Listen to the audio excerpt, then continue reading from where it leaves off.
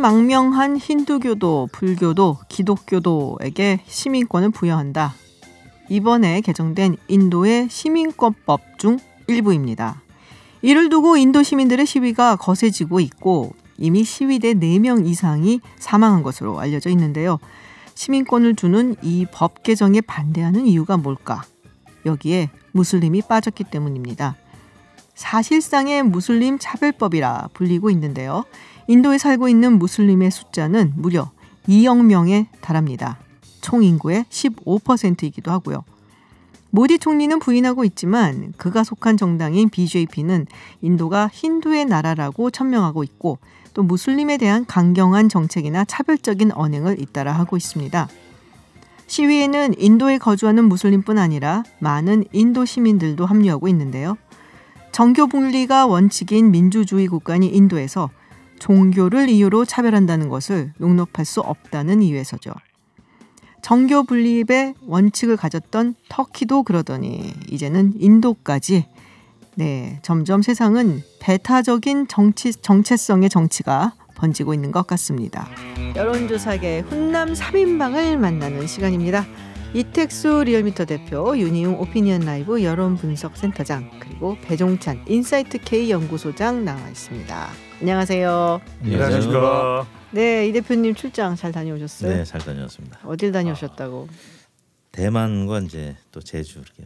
근데 어딜 다녀온 게 중요한 아니고 이게 어떻게 다녀왔는지가 중요해요. 누구랑? 여기. 교통수단. 그 환경재단이라는 시민단체에서 네. 이제 크루즈를 타고 일반 시민들하고 같이 7박 8일의 여정을 통해서 각 분야별 이제 뭐 주로 교수님들하고 같이 그래서 저는 여론조사 관련된 강연을 하고 또 여행도 하고 왔습니다. 외유라 그러죠. 외유 우리가. 외유죠. 네. 대만 갔다 오셨더니 좀 약간 대만해지신 것 같은데.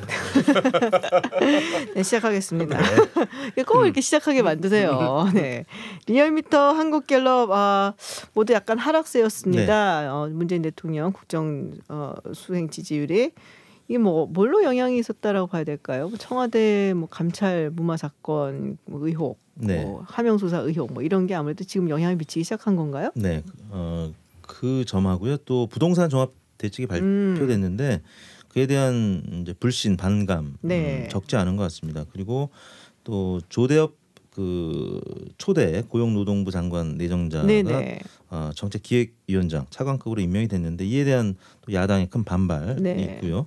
또 한미 방위비 분담금 협상이 계속 또 되고 있고 비건 대북 특별 대표가 방한했는데 또 북미 관계 개선도 뚜렷하게 지금 뭔가 보이는 개선점이 보이지 않기 때문에 그래서 이 부분이 좀 악재로 작용한 것 같은데요. 저희 리얼미터 기준으로 지난주에 4개월 만에 긍정평가가 부정평가를 앞섰었는데 불과 일주일 만에 다시 부정평가가 다시 긍정평가를 앞서는 양상인데요. 지금 리얼미터나 한국갤럽이나 또 다른 조사기관들의 결과들이 대체로 한 2 내지 한 5%포인트 하락하면서 부정평가가 한 3%에서 5%포인트가량 지금 높은 수준을 유지하고 있습니다. 그런데 리얼미터에서 좀 흥미로운 조사를 하나 하셨어요. 문재인 대통령 개인에 대한 지지율 이게 이제 어떻게 다른 건가요? 네, 저희가 조금 전에 소개해드린 거는 국정수행 평가입니다. 잘 하고 있느냐, 못 하고 있느냐 이걸 물어보는 것이고요. 저희가 이제 단임제 대통령제이기 때문에 미국처럼 이제 중임제가 아니죠. 그래서 이제 다음에 출마하게 될 경우에 지지하시겠느냐 이렇게 보통 물어보지 않는데요. 저희가 이제 지난 1월 초하고 이번 또 며칠 전에 대통령 국정수행 평가와는 별개로 선생님께서 문재인 대통령을 어느 정도 지지하거나 반대하십니까? 이렇게 물었습니다.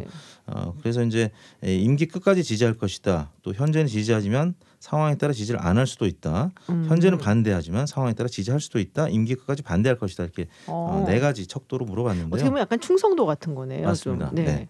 그래서 이제 개인 지지도라는 표현을 썼는데 끝까지 지지하겠다는 의견이 41.1% 대략 문재인 대통령 득표율과 비슷한 수치가 나타났고요.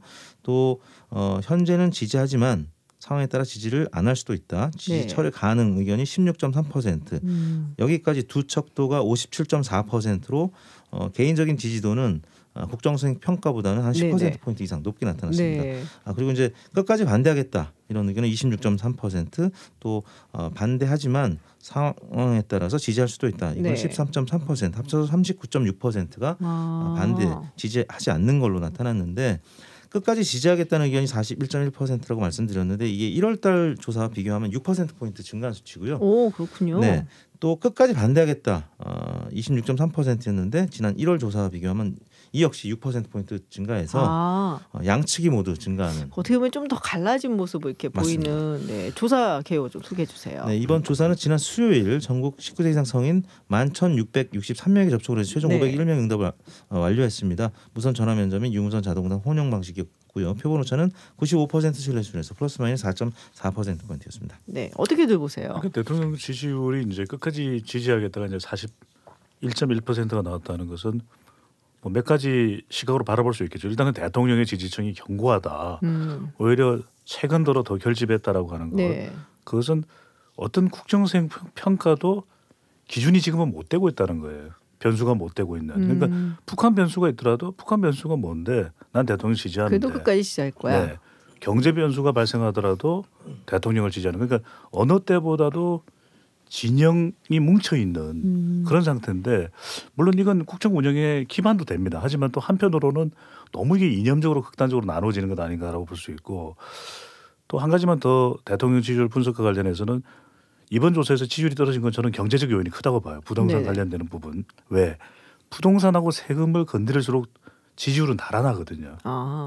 충분히 좀 심사숙고가 더 될 필요가 있었다. 왜냐하면 개인에 주는 영향도 있겠지만 이게 산업 전반에 주는 부동산 영향도 결코 무시할 수 없는 그런 부분도 있었는데, 지금 한국갤럽의 지지율 결과도 보면은 서울 지역이 전체보다 더 아래로 내려갔고요. 아무래도 거기가 지금 가장 이제 문제가 있다라고 판단이 되는 곳이니까요. 그리고 대체로 이 정도 좀 큰 평수의 아파트일 거예요. 네네. 그리고 이제 위치상으로는 서울의 강남일 테고 대체로 50대 이상입니다.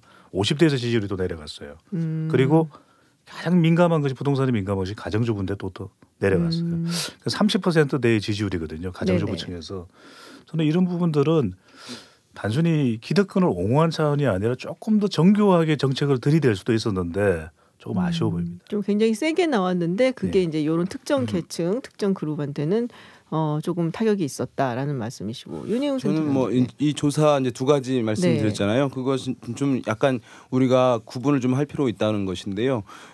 이제 맨 처음에 말씀하신 이제 대통령이 대통령으로서 일을 잘하고 있다고 보십니까?라고 묻는 건 이제 국정수행 평가인데 언론에서 또는 사람들이 관행적으로 이것을 대통령 지지율이라고 부르거든요.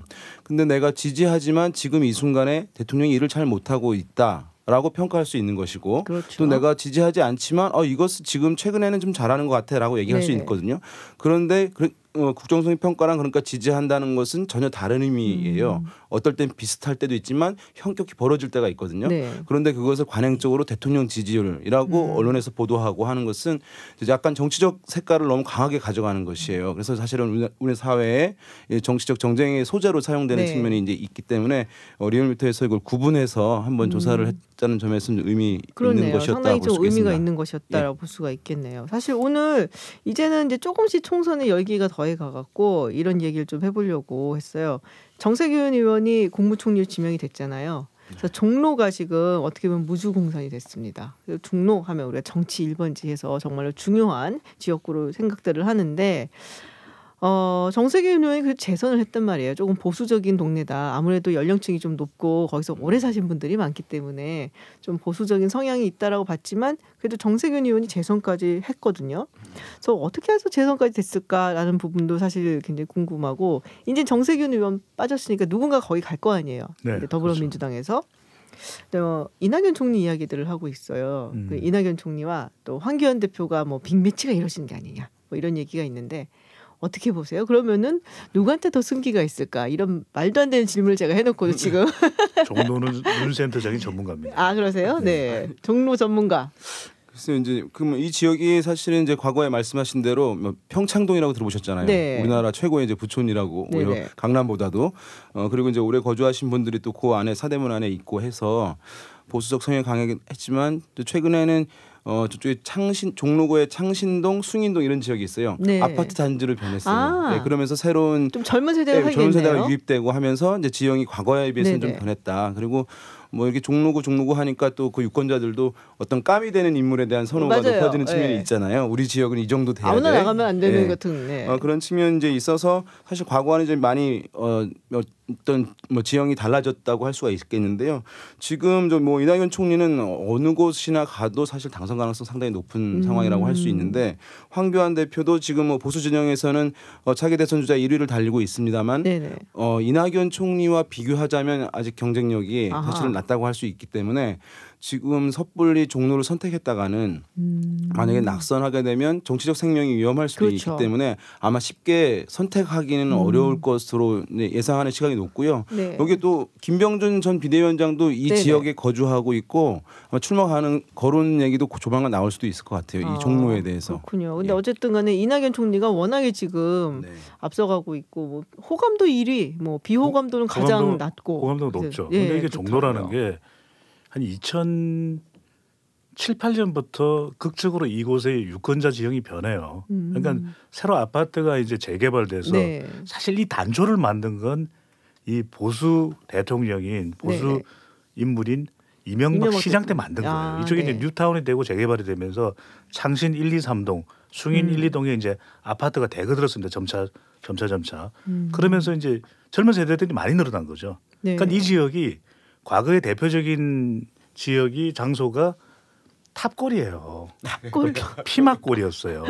근데 요즘에 가보면은 전부 다 건물 이름이 영어로 되어 있고 여기가 정말 핫한 지역입니다. 맞아요. 젊은 세대들한테. 그리고 여기 아파트에 오피스텔에 사는 젊은 세대들이 굉장히 많아요. 왜냐하면 교통도 사돌팔달이죠. 근데 이 지역이 왜 그랬냐 과거에는 특히 보수나 유명한 사람들이 많이 이제 대통령 후보로 나가는 관문이었죠. 근데 그때는 왜 그랬냐? 이 지역에 피난민들이 많았습니다. 그리고 이때 이 지역의 성향 자체가 바로 피난민들의 성향 자체가 굉장히 보수적인 거거든요. 또 관공서가 이렇게 많고. 그러니까 우리가 이것도 사실은 우리가 한번 다뤄야 되는데 김준 박사가 한번 꼭 다뤘으면 이게 왜 우리가 보수 진보를 나누느냐. 보통 남북 관계로 많이 나누잖아요. 그러니까 보니까 여기에서는 보수 성향이 강했는데 지금은 완전히 변했기 때문에 변해서. 황교안 대표가 섣불리 가기가 쉽지 않아요. 이 지역이. 종로가 예전의 종로가 아니다라는 말씀이신 것 같아요. 잠깐 짧게만 더 말씀드리면 이 지역이 보면 윤보선 대통령도 있었죠. 뭐 노무현 이명박 대통령도 있었죠. 맞아요. 또 장면 총리도 이 지역인데 또 유명한 사람이 있어요. 누군지 아십니까? 장군의 아들이에요. 김두한 의원이 종로구입니다. 그런가요? 네. 또 재미있는 그 마크의 얘기를 하나 좀 숟가락 하나 얹자면 그 정세균 의원 같은 경우에 지역구 관리를 정말 이제 잘했다고 평이 있는데요. 뭐 가령 이제 헌정회라고 있습니다. 국회의원을 은퇴하신 전직 의원님들의 모임인데 헌정회 회원 중에 한 전직 의원이 이 지역에 사시는 분이 계세요. 이분한테 들은 얘기인데 지난번 선거 때 정세균 후보가 있었고 오세훈 후보가 있었잖아요. 이 상대 진영의 보수 성향의 국회의원이었던 분한테 정세균 의원이 무려 7번의 전화를 했답니다. 나를 도와달라고. 오세훈 의원은 한 번도 전화를 안 했다는. 그래서 본인은 원래 오세훈 후보를 찍으려고 하다가 정세균 후보를 찍었다 이런 얘기를 들었는데 그만큼 정세균 의원은 지역 관리를 너무 열심히 하는 의원 중에 한 분이시거든요. 그래서 뭐 이런 판도 변했지만 정세균 의원의 그런 부지런함 이런 부분 때문에 민주당 후보가 누가 와도 일단 그 조직을 이어받기 때문에 좀 유리한 지점에서 출발할 수 있다는 점이 황교안 대표가 종로를 선택하기 좀 어려운 부분 중에 하나. 그러니까 우리가 보통 생각하기에 이 지역은 뭐 이 당이 꽉 잡았어, 저 지역은 저 당이 꽉 잡았어라고 생각들을 하지만 실제 그게 뭐 대선에서는 그렇게 나타날지 몰라도 이 국회의원 선거 사실 미국도 그렇거든요. 하원 선거 뭐 이런 거 국회의원 선거를 이렇게 딱 들어가다 보면은 결국은 그 지역구 관리를 누가 제일 열심히 하고 발바닥에 땀 나도록 누가 제일 많이 뛰어다녔냐. 이게 이제 결정을 한다라는 말씀이신 거고요. 우리 훈남 코너를 넘보는 사람들은 없는 거죠. 지금 발바닥에 이제 땀이 나도록 뛰는 분이 있나 없나? 만약에 이낙연 총리 같은 경우에는 뭐 여기서 당선이 되게 되면 뭐 상당히 이제 주목을 받게 되겠죠. 그렇겠죠. 왜냐하면 전직 대통령도 이 지역 출신들이 많이 있으니까. 그리고 또 한편으로는 당에서 그러면 한 지역에 또 묶이게 되면 전국 선거를 진두지휘하지 못하니까 그런 고민이 지금 있는 것으로 보이고. 그럼 비례 쪽으로 뭐 그런 이제 주장하는 분들도 있을 테니까. 다만 이제 여기서 이 하고 있는 상황에서 황교안 대표의 지금 이제 선택 가능성이 많지 않다라고 얘기를 했지만 당내 그러니까 야권 일부에서는 그것 때문에 이낙연 총리가 만약에 종로로 나온다고 결정을 하게 되면 황교안 대표가 그럼 가서 맞상대를 해다오라고 하는 이제 압박 이런 것들이 이제 당내 가서 장렬하게 싸워주세요. 네, 뭐 전사를 하실지는 안 할지 모르겠지만 또 있어 보입니다. 또 하나 변수는 선거법 변수도 있죠. 왜냐하면 그렇죠. 지역구를 안 나간다는 이야기는 비례대표로 나간다는 이야기일 텐데 네. 황교안 대표의 경우에는 지금처럼 사실 비례대표를 거의 한 석도 못 들 정도거나 아니면 본인이 앞번호를 할 수는 없잖아요. 그렇다면 이제 결과적으로 뭐 불가피하게 지역구를 나가야 된다 그러면은 본인도 희생하는 모습을 보여야 되는 거예요. 왜냐하면 지금 홍준표 전 대표나 김태호 전 의원에 대해서는 험지로 가라 그러잖아요. 그렇죠. 본인은 그냥 비례대표 하기도 안 될 말이거든요. 그러면 저는 이 빅매치 가능성이 적잖이 있다. 네. 만약에 안철수 대표 돌아와갖고 혹시라도 종로 갈 가능성은 있을까요, 없을까요, 대표님? 저는 거의 없다고 봅니다. 거의 없다. 예, 왜냐하면은 안철수 후보가 지금 이제 중도 성향이긴 하지만 그래도 중도 보수에 더 포지셔닝을 하고 있기 때문에 이 지역에 한국당 후보가 분명히 나올 거란 말이죠. 그러면은 보수 중도 표가 이제 분열될 가능성이 있다는 점에서는 승산이 크지 않다 이렇게 볼 수밖에 없을 것 같습니다. 그래서 계산해 출마 보면은 가능성은 크지 않다. 그렇군요. 그럼 안철수 정말 안철수 전 대표까지 가세가 된다면 빅 매치가 되겠네요. 그러겠네요. 네. 진짜 모든 사람들이 거기만 바라보고 있겠는데 어떻게 될런지 궁금해갖고. 하지만 기는 또 우리 이브닝 쇼에 열려 있어야 될 거. 어째서 이렇게 말을 잘하죠? 제 후배지만 정말 아우. 관전자들의 입장에서는 그걸 기대하고 있을지 모르겠는데 이제 막상 당사자들은 싸움을 피하고 싶죠. 그렇겠죠. 아무래도. 만약에 세 분이 아마 출마를 하게 되면 통상 이제 총선 뭐 투표율 같은 경우는 50%대인데 그러면 대선 수준에 한 70%도 올라갈 것 같아요. 이 지역의 종로의 투표율은. 그렇겠네요. 그리고 막 TV 뭐 개표 방송도 전부 다 이렇게 그렇죠. 5분마다 한 번씩 비춰줄 것 같아요. 조명이 될 그게 것 같습니다. 아마 역대 종로가 워낙 건물들이 많긴 했지만 역대급이 하지 않을까. 제일 역대 종로 선거 중에서 제일 관심을 모으지 않을까. 예. 그러시구나. 지금 그러면은 한 가지만 여쭤보고 이제 끝내볼게요. 가장 이 지역구가 나는 눈길에 간다. 네. 뭐 조금 이르기는 하지만 어디가 가장 눈길에 가시나요, 대표님? 이택수 대표님 어느 지역구 재밌겠는데? 종로였어요. 에이 답이 너무 쉽게 나네. 네, 알겠습니다. 윤희웅 소장님. 저는 어느 특정 지역보다는 이제 부산 지역.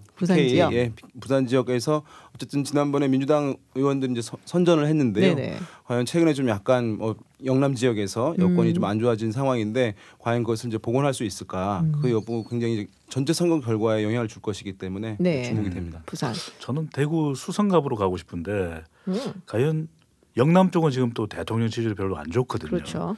근데 김부겸 의원의 지역구인데 여기에 거물이 등장한다면 보수 자유한국당 쪽이나 그럴 경우에 과연 김부겸 의원이 나는 대선 후보 깝니다 이러면서 버텨낼 수 있을지. 왜냐하면 또 이낙연 총리가 등장하면 조금 이렇게 김부겸 의원은 작아지거든요. 김부겸 의원 특징이 그대 앞에만 서면 총리 앞에만 서면 좀 작아졌었어요. 네? 그랬나요? 네, 당대표 나오려고 그랬는데 이해찬 전 총리가 나오니까 당대표 선거 못 나갔잖아요. 그래서 아주 거물이 나온다 그러면 저는 황교안 대표가 수성갑을 나갈 가능성도 저는 배제 못한다고 봅니다. 그렇게 되면은 아마도 김부겸 의원이 조금 위험할 수도 있겠다라는 네. 말씀이시고 이제 총선이 다가오긴 다가오는 거 봅니다. 이렇게 얘기가 점점 재밌어지니까 역시 선거는 재밌어요. 그죠? 네, 선거 때 되면 더 많은 이야기가 나올 것으로 기대가 됩니다. 네, 오늘 여론계 소사계의 훈남 3인방과 함께한 여론도사들 시간이었습니다. 지금까지 윤희훈 센터장, 배종찬 소장 그리고 이택수 대표와 얘기 나눴습니다. 고맙습니다. 감사합니다. 고맙습니다. 프랑스에서 연금 개혁을 반대한 총파업이 어느덧 3주째 접어들었습니다. 프랑스의 상징 에펠탑도 문을 닫았는데요. 프랑스 정부가 노동계와 어제 오늘 이틀째 만났지만 이견을 좁히는 데는 실패했습니다. 올 연말까지 대중교통 파업 그리고 시위가 지속될 것 같습니다. 현재 프랑스 파리에 계신 임상훈 인문결연구소 소장 연결해서 현지 상황 알아보겠습니다. 안녕하세요, 소장님. 네, 안녕하십니까. 네, 지금 프랑스 파리신데 어쩌다가 거기 가셨어요? 뭐 일 때문에 가신 건가요? 아니면 이번 취재하러 가신 건가요? 네, 그 뭐 촬영할 게 있어서 이번에 파리에 왔습니다. 지난 화요일에 왔습니다. 아, 그러면은 뭐 거의 한 열흘, 2주 가까이 계시는 건데 현재 파리 상황 어떻습니까? 뭐 저도 여기 좀 이동을 많이 해야 되기 때문에 네. 결국 저는 그 차를 렌트를 했는데요. 네. 대중교통이 워낙 지금 그 상황이 열악하기 때문에 그 이동하기가 어렵고 그러다 보니까는 렌트카 비용도 굉장히 많이 올랐습니다. 그래서 그렇구나. 비용이 많이 들고 뭐 그것뿐만 아니고 그 지금 오늘부터 상황이 조금은 나아졌습니다만은. 네. 뭐 세대에 한 대꼴 정도 지하철이라든가 이렇게 이동을 하는데 결국 그러니까는 뭐 시민들 같은 경우에는 대중교통을 이용하려면은 1시간에 한 대꼴 정도 뭐 이렇게 이용을 해야 되기 때문에 굉장히 네. 불편한 게 크죠. 아, 그렇군요. 파리 같은 경우는 사실은 지하철을 많이 타고 다니는데 지금 그게 제대로 네. 운영을 하고 있지 않다면 굉장히 다니는데 불편할 것 같은데 지금 뭐 학교도 휴교를 한다 뭐 이런 얘기가 있어요. 그러면은 아이들을 맡길 데가 없는 맞벌이 부부 뭐 이러면 어떡하나요? 네, 그것 때문에 지금 그 직장인들 같은 경우에도 이제 불편이 큰데요. 네. 직장인들의 상당수가 연차를 내거나 아니면 이제 좀 재택근무를 허용을 하는 회사 같은 경우에는 네. 재택근무를 많이 하고 있습니다. 그렇지 않다면은 뭐 그 이도저도 안 되면 결국 아이들을 데리고 직장까지 가야 되는 그런 직장인들도 있고요. 데리고. 네, 그렇습니다. 그런 경우는 아주 좀 굉장히 열악한 경우인데, 워낙 그 대중교통 상황이 안 좋기 때문에, 네. 그 오토바이라든가 뭐 자전거, 스쿠터로 이용하는 사람들이 굉장히 많이 늘었고, 우리나라에 비해서 이제 여기는 그 택시와 그 우버 택시를 이용하는 네네. 사람이 굉장히 많은데, 우버 택시 가격이 뭐 2배, 3배까지 오르기도 했고요. 아하. 그러다 보니까는 그리고 이제 최근 그 정유 노조까지 파업에 가세를 했습니다. 그러다 보니까는 이제 그 기름을 넣기도 점점 어려워지는 상황이 되면서 네. 어제 같은 경우도 주유소 앞에 긴 줄을 늘어서 있는 그런 자동차들을 쉽게 볼 수도 있고요. 네. 출퇴근 시간대 같은 경우에는 그 정치 현상이 굉장히 극심해지고 있는 그런 상황입니다. 그렇군요. 사실 한 1년 전쯤에는 우리가 뭐 노란조끼 뭐 이야기 많이 했었잖아요. 네. 그때도 굉장히 그렇죠. 시위가 컸는데 이번에도 뭐 상당히 뭐 시위가 거센 것으로 느껴지네요. 뭐 지금 소장님 말씀 들어보니까. 네. 지금 뭐 연금제도 네네. 네. 그 지난해 같은 경우에 노란조끼 때는 그래도 토요일마다 그 시위가 있었는데 그때와 차이점이라고 한다 그러면은 이번 시위 같은 경우에는 토요일만 하는 게 아니라 주중에도 계속 되고 있거든요. 그렇기 때문에 그런 상황 놓고 보자면은 지난해보다 더 상황이 더 심각하다 이렇게 볼 수가 있죠. 그렇군요. 지금 연금제도 개편 때문에 지금 이렇게 된 거잖아요. 시위를 하고 있고. 네네. 근데 보통 우리가 프랑스 하면은 연금제도 굉장히 잘 되어 있고 그리고 은퇴한 다음에도 굉장히 급여 수준도 높고 또 역사도 오래됐잖아요. 이게 사실 프랑스 혁명 네, 그렇죠. 이제 때부터 그 당시부터 이제 빈곤계층을 구제해줘야 된다. 그래서 아주 오랫동안 바꾸고 해갖고 지금까지 왔는데 복잡하고. 지금 프랑스 정부에서 네. 발표를 해서 바꾸려고 하는 이 연금 개혁안 기존의 것하고 어떻게 다른지 조금 복잡하지만 간단하게 좀 설명을 해주시겠어요? 네, 뭐 프랑스의 연금 제도 그 조금 전에 박사님 말씀하신 것처럼 굉장히 전 세계적으로 잘 돼 있는 나라라고 할 수가 있죠. 네. 같은 유럽 국가, 특히 이제 OECD 국가들과 비교를 했을 때도 굉장히 연금 혜택이 좋은 것으로 유명한데 현행 제도가 골격을 갖추기 시작한 것은 1940년대부터였고요. 그다음에 1981년도에 사회당 정부가 처음으로 집권을 하고 나서 이제 2년 후, 그러니까 1983년도에 현재의 그 연금 제도의 상당수의 부분이 그때 갖춰지게 된 건데, 네. 그다음에 1995년도였었죠. 그 당시에 샤크 시락 대통령과 네.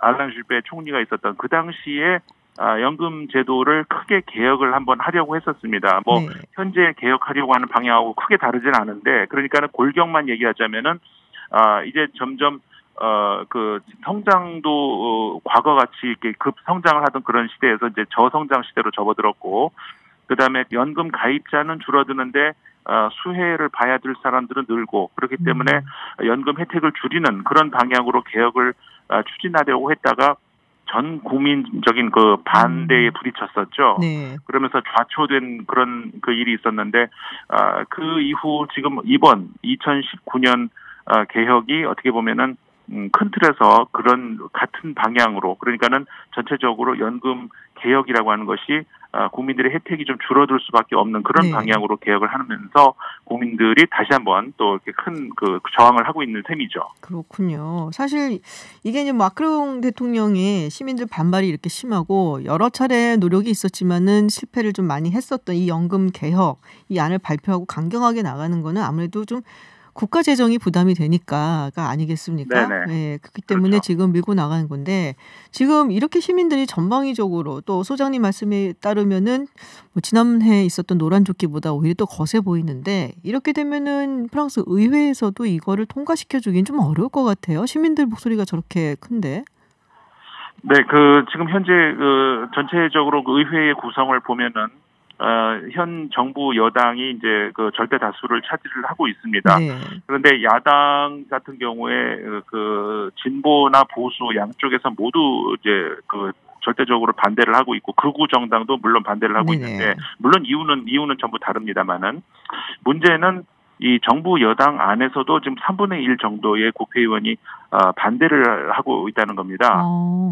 그렇기 때문에 이제 정부 여당 입장에서는 상당히 그 부담이 되는 그런 부분이기도 한데 이게 그럼에도 불구하고 아까 이제 그 박사님 말씀하셨습니다마는 정부 입장에서는 그 계속 누적돼 가고 있는 적자 이거를 어떻게 해결할 수 있는 방안을 찾지 못하다 보니까 결국은 어떻게 보면 정부 입장에서 가장 손쉬운 방법이라고 할 수가 있죠. 연금 개혁 그러니까는 그 연금을 줄이는 그런 방향으로 가는 그런 개혁을 하고 있는 것 같습니다. 그렇군요. 이제 지금 저도 이게 너무 복잡해갖고 다 이해하기는 조금 힘든데 대충 보니까 그런 것 같더라고요. 굉장히 복잡한 체계를 일원화를 하면서 이게 네, 이제 그렇죠. 뭐 어떤 직종을 가지고 있느냐에 따라서 또 뭐 은퇴 연령도 좀 달라지고 받는 돈도 조금 달라지고 이렇더라고요. 근데 그거를 약간 네네. 하나로 이렇게 맞추면서 점수제로 만들자. 어떤 직종에서 네. 몇 점, 뭐 어떤 뭐 임금에서는 뭐 어느 정도 해갖고 그 점수제에 맞춰갖고 하자 보니까 기존에 뭐 한 60세, 62세에서 은퇴하던 것이 좀 늘어나는 거잖아요. 그런 경우도 생기게 그렇죠. 되는 거고 그리고 받게 되는 연금도 줄어들게 되고 점수를 맞춰야 되니까 점수를 많이 따갖고서는 많이 받고 싶으면 일을 더 해야 되고 뭐 이런 식인 것 그렇죠. 같더라고요. 근데 우리는 맞습니다. 보통 한국 사람들은 보통 생각하기에 뭐 늙어서까지도 열심히 일해갖고 돈 많이 벌면 좋은 거 아니야라고 생각하는데 프랑스 사람들은 굉장히 다른 것 같아요. 아무래도 왜 그러냐면 이제 초반에도 말씀 나왔습니다만은 프랑스의 연금 혜택이 다른 나라에 비해서 이제 크다 보니까 네. 아무래도 연금이 열악한 곳에서는 일을 늦게까지 많이 해야 살 수 있는 반면에 여기서는 이제 그렇지는 않은 것이죠. 그런데 이제 점점 프랑스 같은 경우도 일을 더 많이 해야 연금을 많이 받을 수 있게 이렇게 시민들 입장에서 내몰리기 때문에 그 저항을 하고 있는 건데 그 42개 정도의 그 아주 복잡한 그 연금 체계가 직종별로 따로 있었거든요. 네네.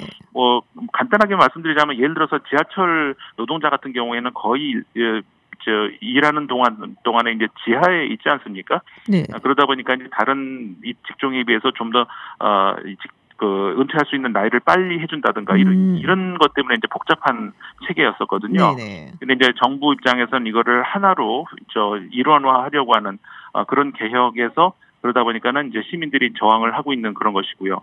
뭐 여러 가지 복잡한 문제가 있습니다만은 그 정부 입장에서는 그런 간단한 체계를 만들려고 하는 그런 그다음에 반면에 그 시민들은 아까 말씀드린 것처럼 결국 시뮬레이션을 돌려보면은 자기의 미래의 어떤 받을 수 있는 이런 그 연금을 보면은 현재의 제도보다는 더 줄어들게 되거든요. 네. 대부분의 국민들이 네네. 그러다 보니까는 이제 그 반대를 많이 하고 있는 거죠. 그렇군요. 지금 뭐 아까 소장님께서도 잠시 설명을 해주셨지만 이 프랑스 역대 대통령들이 그렇게 개혁을 하려고 했지만 실패를 했잖아요. 사르코지 대통령인데 겨우 이제 좀 늘려놓은 거 60세에서 62세로 늘린 거 뭐 이런 정도인데 마크롱 대통령은 굉장히 강경한 입장인 것 같아요. 그러면은 지금 뭐 협상도 계속 결렬된다는 얘기가 들려오고 뭐 시위도 계속 될 것 같은데 어떻게 전망을 하십니까? 앞으로 어떻게 될 것 같으세요?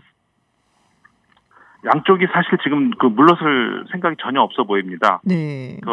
특히 이제 연말에 항상 이런 일이 있는데 왜냐하면 연말에 이제 크리스마스를 두고 있고 굉장히 이제 유럽에서는 가장 큰 그 국민 행사 축제니까요. 그렇죠. 어떻게 보면은 이제 정부나 노조 모두 그 시민을 인질로 힘겨루기를 하고 있는 그런 상황이라고 할 수가 있는데 현재까지는 시민들의 다수는 그 노조 편입니다. 네. 왜냐하면 이게 결국 자신에게 돌아올 자신들의 미래 문제이기 때문에 그렇다고 할 수가 있는데 예상을 하기는 어렵습니다만은 지금까지 다른 나라에 비해서 프랑스 같은 경우에 정부가 전 국민적인 그 저항을 상대로 해서 이긴 예가 그리 많지는 않았거든요. 네. 그런 역사들을 봤을 때 정부안이 반드시 관철이 될 것이다라고 예상하기는 아직은 좀 회의적인 그런 쪽으로 저는 생각이 더 많이 듭니다. 아, 그렇군요. 지금 시민이 단지 노조뿐이 아니라 시민이 지금 함께 그 노조와 생각을 같이 하고 있기 때문에 정부안이 계속 유지가 되기는 좀 힘들 것으로 전망을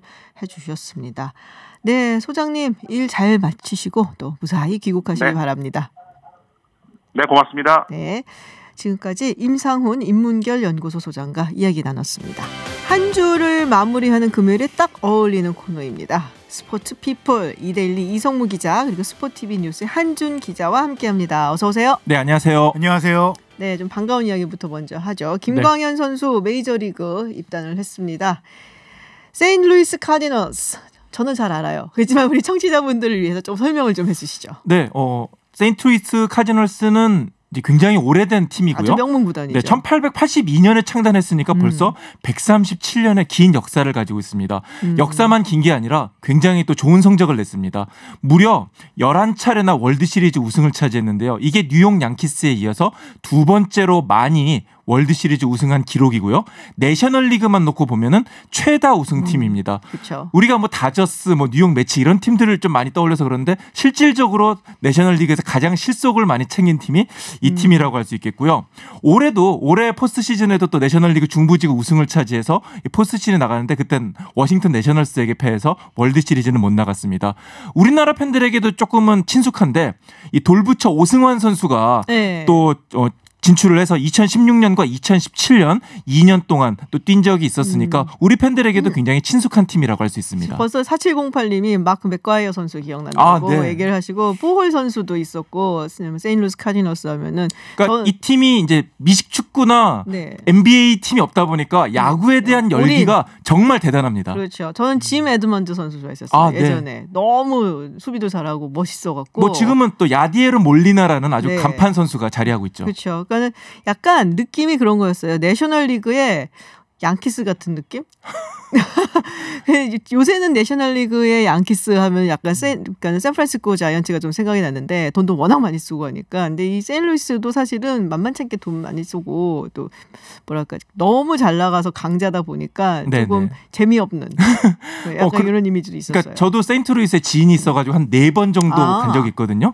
그때마다 야구장 많이 갔는데 그 온 지역에 있는 남녀노소 가리지 않고 이 팀에 대한 애정이 정말 대단하더라고요. 그렇죠. 이게 근데 지금 김광현 선수 33번을 달았어요. 네네. 원래 SK에서는 29번이었잖아요. 네, 그런데 29번이 안 남아 있어서 다른 번호를 찾아야 했는데 네네. 이 33번이라는 번호가 또 의미가 있는 게 메이저리그에서 좌완 이 에이스의 상징 번호가 32번이거든요. 스티브 칼튼이라든지 샌디 코펙스 같은 선수들이 이 32번을 달았는데 32번은 사실 안 남아 있었고 이거와 가장 비슷한 번호 이것이 또 33번이 남아 있었다 그래요. 그래서 이걸 선택했고 또 33에서 3자가 우리나라로 따지면 삼진을 또 의미하잖아요. 아하. 네, 그렇기 때문에 김광현 선수가 삼진을 최대한 많이 잡겠다 이런 의미로 33번을 선택했다고 하고요. 공교롭게도 세인트루이스도 김광현 선수를 소개할 때 KK라고 소개를 하더라고요.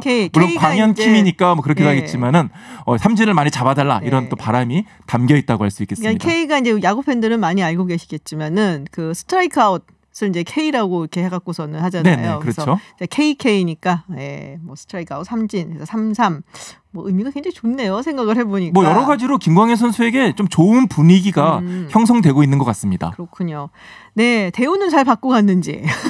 네, 사실 저희 뭐 관계자들이나 뭐 현지에서도 한 2년에 연평균 200만 달러 또는 300만 달러 정도면은 좋은 거 아니냐 이렇게 얘기를 했는데 거기다 또 그 성과급이라고 얘기를 해야 되나요? 네, 일단 보장 액수가 400만 달러거든요. 네네. 2년에 800만 달러를 벌었으니까 굉장히 잘 받은 거죠. 게다가 옵션 그러니까 뭐 성과급까지 더하면은 최대 2년 동안 1,100만 달러를 벌 수 있는 거니까 뭐 김광현 선수 입장에서는 기대 이상의 결과라고 할 수 있겠고 무엇보다도 연봉도 연봉이지만은 마이너리그 걱정을 안 해도 돼요. 그거 거부권. 네네. 네. 마이너리그 거부권이 있기 때문에 본인이 뭐 나 마이너리그에서 뛰기 싫어 그러면은 구단은 의무적으로 이렇게 내려보낼 수가 없는 겁니다. 네. 아니면 방출을 시켜야 되는 거예요. 그러니까 이 조건이 사실 실질적으로 김광현 선수를 세인트루이스를 선택하게 만든 가장 큰 이유라고 할 수 있겠습니다. 사실 조금 위험하기도 하거든요. 그러니까 보통 이제 한국 선수들이 메이저리그 딱 갔을 때 적응이 조금 안 되는 경우가 있고 그럼 초반에 좀 부진하잖아요. 그러면은 구단에서 그냥 마이너리그로 또 피도 눈물도 없기 때문에 그 동네는 팍 내보내면은 거기서 또 실망하고 그래서 더 슬럼프 빠지고 이러는데 그거를 이제 약간은 원천 차단한. 그렇지만 말씀하셨던 것처럼 뭐 방출이라든지 트레이드라든지 이런 거는 또 우리가 어떻게 막을 수는 없는 상황이긴 한데 조금은 뭐 위험이 있을 수도 있겠지만은 어쨌든 그거를 넣었다라는 게 상당히 의미가 있다. 지금 뭐 김광현 선수 얘기를 하니까 질문들이 많으세요. 네, 교통이님은 원래 홍관조네. 카디나스가 이제 그 새잖아요. 네네. 홍관조라고. 팬들이 매너가 좋다. 그건 그래요. 제가 뭐 여러 구장을 많이 가봤는데 네. 제일 와일드에서 힘든 구단이 이제 필리스라든지 네, 레드삭스 이 팬들이 힘들어요. 근데 카디널스라든지 자이언츠라든지 컵스 이런 네네. 구단은 좀 팬들이 점잖고 그냥 핫도그 먹고 여기서 맞아요. 홍관조네와 팬들 매너 좋고요. 김광현 선수 일단 이 질문을 저도 하려고 했는데 선발진 진입이 가능할까요? 세인트루이스 기존의 선발 투수들이 굉장히 좋습니다. 네. 그렇기 때문에 그런데 이제 이 세인트루이스 선발 투수 가운데는 좌투수가 없어요. 최근 2년 동안에 이 풀타임으로 좌완 선발 투수로 활약했던 선수가 없습니다. 그렇기 때문에 세인트루이스가 김광현 선수를 필요로 했던 거죠. 네. 물론 뭐 마땅한 좌투수가 없으면 우완 투수로도 선발진을 구축할 수 있습니다만 이왕이면은 다양한 선수들이 그렇죠. 있는 것이 좋거든요. 그렇기 때문에 김광현 선수에게 기회를 줄 것이냐 충분히 저는 세인트루이스가 기회를 줄 것으로 보이고요. 어차피 선발 투수는 5명만 가지고 한 시즌을 꾸릴 수는 없거든요. 네. 여러 선수들이 왔다 갔다 할 수 있기 때문에 뭐 구원으로 처음에 시작했다가 나중에 선발 투수로 또 뭐 기회를 얻을 수 있는 그런 경우도 있으니까 김광현 선수로서는 여러 가지로 좋은 여건이라고 할 수 있겠습니다. 근데 원래 굉장히 좀 여러 구단이 있었잖아요. 네. 뭐 제가 듣기로는 매츠도 뉴욕 매츠도 있었고요. 뭐 캔자스 시티 로열스도 있었고 네. 뭐 샌디에고 파드레스도 있었고요. 근데 그 팀들이 모두 계약 조건은 비슷했는데 네. 이 마이너 거부권. 마이너 거부권. 그러니까 스플릿 계약을 제시를 했다 그래요. 네. 그러니까 언제든지 마이너리그로 떨어질 수 있는 내려보낼 수 있는. 네네. 근데 김광현 선수는 그거를 이제 받아들이지 못하겠다. 근데 마침 세인트루이스가 뒷짐을 쫙 지고 있다가 돌아가는 거 보니까 우리는 이거를 제시하면 되겠네 해가지고 마이너 거부권이 포함된 계약을 제시했고 김광현 선수가 이걸 덥석 잡은 겁니다. 덥석 잡았다. 자, 또 다른 질문이 뭐냐. 이것도 제가 질문을 드리려고 했는데 꼬꼬마 눈사람님께서 류현진 선수가 만약에 다저스에 잔류한다면 뭐 다저스가 꼭 아니더라도 내셔널리그에 잔류를 하게 된다면 그중에 한 팀을 가게 된다면 김광현 선수와 류현진 선수 맞대결. 와, 생각만 해도 짜릿한데요. 내셔널리그는 네. 투수도 타석에 들어서죠. 그렇죠. 그렇기 때문에 만약 이 두 투수가 진짜 맞대결. 선발 대결을 펼치게 되면은 충분히 이 투타 대결이 가능하고요. 또 선발 맞대결도 가능하고 이 가능성이 우리나라에 있을 때보다 더 높은 게 뭐냐면은요. 우리나라에 있을 때는 이 두 투수가 선발 대결한다 그러면 감독들이 안 시켰어요. 일부러. 뭐 김성근 감독이나 뭐 이런 감독들이 괜히 에이스 자존심 상처받는다고 일부러 두 투수 일정을 바꿔가지고 네네. 선발 맞대결을 안 시켰거든요. 근데 뭐 메이저리그는 굳이 그럴 필요가 없잖아요. 없죠. 그렇기 때문에 선발 맞대결 가능성이 더 크다고 할 수 있겠습니다. 이게 이제 류현진 선수가 내셔널리그 팀을 선택해서 가게 된다면, 네네. 네. 근데 어떻게 돼가고 있나요, 류현진 선수는? 류현진 선수는 여러 팀이 지금 계속해서 협상을 벌이고 있는데요. 그 전에는 이제 다저스가 한번 둘러보고 인연이 되면은 만납시다. 이렇게 조금 느긋한 입장이었다면은 네. 다저스가 다 놓쳤거든요. 놓쳤거든요. 게리 콜도 놓쳤고 그렇죠. 스트라스버그도 놓쳤고 심지어 범가너도 놓쳤어요. 네. 그러면서 이제 유현진 선수를 잡기 위해서 본격적으로 나선 모습입니다. 유현진 선수는 오히려 느긋해졌고요. 아마 제 생각에는 여러 가지 돌아가는 분위기 봐서는 유현진 선수도 다저스를 좋아하기 때문에 네. 다저스와 재계약 쪽으로 조금 더 기울지 않을까 하는 생각은 드는데 조금 더 지켜봐야 되겠습니다. 알겠습니다. 축구 얘기로 넘어가 보도록 하겠습니다. 저희가 내내 전했었잖아요. 지지난주도 네. 이야기를 했는데 네, 남자 축구 국가대표팀이 동아시안컵에서 이제 3년 연속 우승. 마지막 경기가 일본이었죠. 네, 그래서 우승을 했는데 무실점 우승이긴 했어요. 그리고 뭐 대회 자체도 좀 기록이 여러 가지가 진기록이 쏟아져서 굉장히 뭐 재밌는 그런 대회였다라고도 표현이 있습니다. 어떻게 보셨어요? 사실 진기록 나왔지만 재미있는 대회였다고 하기는 좀 어렵고요. 그러니까 이 진기록은 세계대회 우승도 했고 진기록은 있지만 재미는 없었다. 무실점 우승도 했고 네. 뭐 3전 전승 우승이기도 했고 이 대회가 재미있는 거는 한국, 일본, 중국이 돌아가면서 개최를 맞아요. 하는데 단 한 번도 주최국이 우승한 적이 없었거든요. 한국도 마찬가지였는데 주최국으로 또 우승을 했다라고 네. 할 수 있는데 그 이유는 역시 중국과 일본이 비교적 뭐 국내파로 나왔을 때도 최정예 전력이 조금 아니었다. 그리고 또 그동안까지 북한이 많이 나왔었는데 홍콩이 참가를 하면서 상대적으로 좀 수준이 좀 떨어지는 팀이 나왔다. 이러면서 비교적 또 한국은 가장 좋은 전력으로 나오면서 좀 예견된 결과였다고 볼 수 있는데 오히려 이런 안 좋은 상태에서도 경기력과 결과가 안 좋을까 봐 우려했는데 그것은 아니었지만 사실 보는 분들이 관중이 많이 없었잖아요. 네네. 한일전은 물론 이제 한 거의 29,000여 관중이 오면서 분위기가 살았지만 뭐 그렇게 수준이 높은 대회는 아니었다고 좀 볼 수 수준이 있습니다. 높지는 않았다. 예. 뭐 하여튼 그래도 우승에 의의를 두자. 뭐 예. 이런 정도 되겠는데 벤투 감독 뭐 여러 가지 이야기가 있었고 고구마 전법이라는 예. 거 많이 얘기를 했잖아요. 답답해갖고 이번 경기를 통해서 그렇다면은 뭐 벤투 감독의 어떤 지휘력 뭐 이런 것을 우리가 판단할 수 있었다고 보기에는 조금 부족할까요? 그 벤투 감독의 논란은 사실 이 경기 스타일 자체가 공을 소유하고 네. 차분차분 경기를 만들어가는 스타일이다 보니까 이런 축구가 마무리가 좀 화끈하게 안 나오면 답답해 보일 수가 그쵸. 있고 또 이런 축구의 단점이라면 상대가 이런 축구를 대비해서 밀집 수비를 많이 하다 보니 답답해지는 거거든요. 우리의 축구가 답답하기보다는. 근데 이번 경기에서는 그 과정에서 좋은 평가를 못 받았던 황인범이나 나상호 같은 선수들이 네네. 기존 대표팀의 주력 그 공격한 미드필드인 이재성이나 뭐 남태희 같은 선수가 빠지면서 오히려 이 선수들이 좀 더 공격을 많이 하면서 돋보였고 그 과정에서 벤투 감독이 믿었던 선수들이 잘해주니 벤투 감독 입장에서는 뭐 기분 좋은 본인의 믿었던 게 증명된 결과라고 좀 볼 수 있습니다. 그렇군요. 황인범 선수 이야기가 나와서 그런데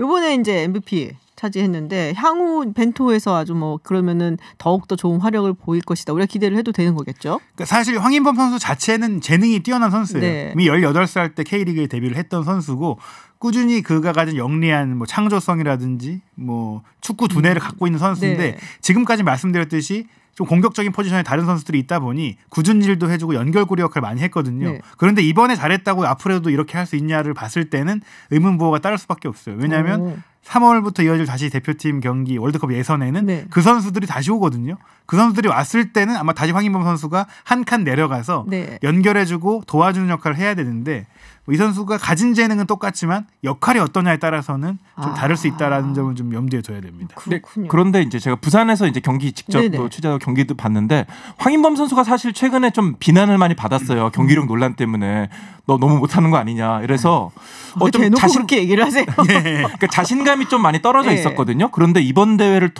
통해서 자신감을 많이 회복한 것은 이건 큰 성과라고 생각이 들어요. 앞으로 다음 이제 내년에 열리는 월드컵 예선 때 황인범 선수는 조금 더 업그레이드된 모습을 보여주지 않을까 저는 그걸 좀 느끼고 왔습니다. 황인범 선수를 조금 더 얘기하면은 황인범 선수가 가졌던 가장 큰 어려움 중에 하나는 밴쿠버로 이제 이적을 했거든요. 네네. 근데 미국 메이저리그 사커에서 보면 이동 거래가 굉장히 많단 말이에요. 그러다 보니까 또 밴쿠버에서 뛰면서 워낙 많은 원정을 하다 보니 본인의 입장에서는 우리가 이제 월드컵 예선 때 한 번씩 가는 뭐 서아시아 원정이라든지 이런 비행을 상시로 하다 보니 본인의 컨디션이 좀 떨어지고. 그렇죠. 근데 최근에 잘했던 동아시안컵을 잘했던 이유는 메이저리그 축구가 10월달에 일찍 끝나기 때문에 사실 11월부터는 거의 쉬었단 말이죠. 휴식 기간이 쉬면서 길었군요. 이제 몸도 회복되고 네. 자신감도 오르고 이번 대회는 역할적으로도 본인이 공격에 집중할 수 있는 역할을 하면서 본인이 갖고 있는 가장 좋은 점을 보여줬거든요. 근데 관건은 다음에 있을 대표팀 소집에서도 좀 더 이런 역할을 받을 수 있느냐. 그리고 사실 본인은 유럽 진출을 또 원하고 있기 때문에 네네. 이제 미국 메이저리그를 떠나서 유럽으로 갈 수 있느냐. 사실 얘기가 있는 팀들은 있지만 밴쿠버 구단에서 적절한 이적료를 받아야 또 보낼 수 있기 때문에 그렇죠.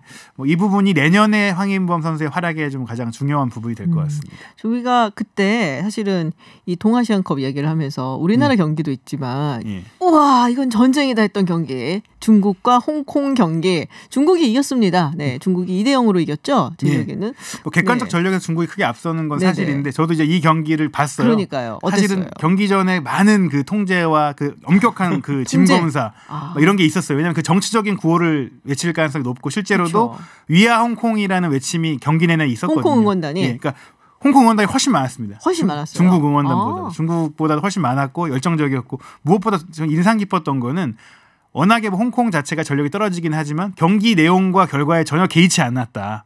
오히려 물론 본선에 왔던 것만으로도 의미가 있지만 경기를 2대0으로 졌는데도 박수와 환호와 선수들을 대하는 이런 홍콩 팬들의 자세는 뭐 경기가 아니라 홍콩을 알리고 싶은 그러니까 우리가 홍콩을 대표해서 따로 축구팀을 운영하고 있다는 것만으로도 홍콩의 정체성을 보여줄 수 있다는 걸 사실은 그 세계나 아시아에 알렸던 기회거든요. 그렇죠. 경기를 이기는 것보다는 뭐 홍콩의 존재 가치를 보일 수 있다는 데 팬들의 반응이 좀 컸다는 그러니까 게 우리와 중국은 다르다 어떻게 보면 그걸 축구로 보여줄 수 따로 있는 이렇게 거죠. 존재하는 예, 대표팀이 따로 있으니까요. 그렇게 보여줄 수 있다는 것만으로도 굉장히 좋아했다. 그러니까 시국매치라는 얘기 했었잖아요. 그때 뭐 총만 안 들었지 이건 전쟁이네요라고 그때 얘기를 하셨고. 그래서 내심 이제 두 나라의 그러니까 중국과 홍콩 축구 팬들 간의 신경전을 좀 기대를 했는데 중국 관중이 너무 안 왔습니다. 안 왔고 한 50명 정도 왔나? 큰 관심이 없었던 것 같고 경기 후 기자회견도 그래서 좀 이색적이었어요. 그 많이 당부를 하더라고요. 그 기자회견 진행하시는 분이 각 감독의 회견 때 앞두고 기자들에게 정치적 질문은 절대 안 된다. 축구에 관련된 질문만 꼭 해야 된다고 했고 아무래도 좀 민감하다 보니 많은 그 감독도 기자도 그렇군요. 뻔한 질문과 뻔한 답변만 하면서 좀 싱겁게 조금 끝났습니다. 그래도 이렇게 느끼고 오셨으니까 이제 그 어떤 상황이 돌아가고 있는지는 이제 충분히 경기장에서 느끼고 오셨으니까 뭐 기사도 뭐 그런 기사들이 좀 많이 나왔더라고요. 네, 사실 이 동아시안컵이 부산에서 했는데도 이제 아무래도 조금 뭐 해외파가 참석하지 않아갖고 조금 잠잠하게 또 관심도 별로 많이 못 받고 끝나기는 했습니다. 그래도 다음에 또 이런 기회가 있으면은 조금 더 축구 팬들이 열성적으로 가서 좀 관중으로 참석을 해주면 좋겠다라는 생각이 들었습니다. 네, 야구 소식 그리고 축구 소식. 네, 스포티비 뉴스 한준 기자 그리고 이데일리 이성무 기자와 스포츠피플에서 이야기 나눠봤습니다. 네, 오늘 말씀 고맙습니다. 네, 감사합니다. 감사합니다. 처음 트럼프가 미국의 대통령으로 당선됐을 때 전 세계가 놀랐었죠. 일반인도 쓰지 못할 그런 모욕적이고 또 솔직하다고 보기에는 너무 지나친 언사. 누가 봐도 인종차별적이고 여성차별적인 통합을 외치기보다는 분노와 분열을 통해서 당선이 되었다라고 봐야 되는 사람. 원래 그랬던 것이었는지 아니면 그 이후에 변한 것인지 알 수 없지만 미국은 우리가 알고 배웠던 것과는 상당히 많이 변한 것 같습니다. 우리보다도 그거는 미국인들이 가장 잘 알겠죠. 그에 대한 탄핵 소추가 이루어진 이번 주 미국의 현재 모습에 대한 답답함을 시원한 목소리로 토로하는 존 레전드의 Preach 엔딩곡으로 골라봤습니다. 저는 다음 주 월요일에 돌아오겠습니다. 지금까지 김지윤이었습니다.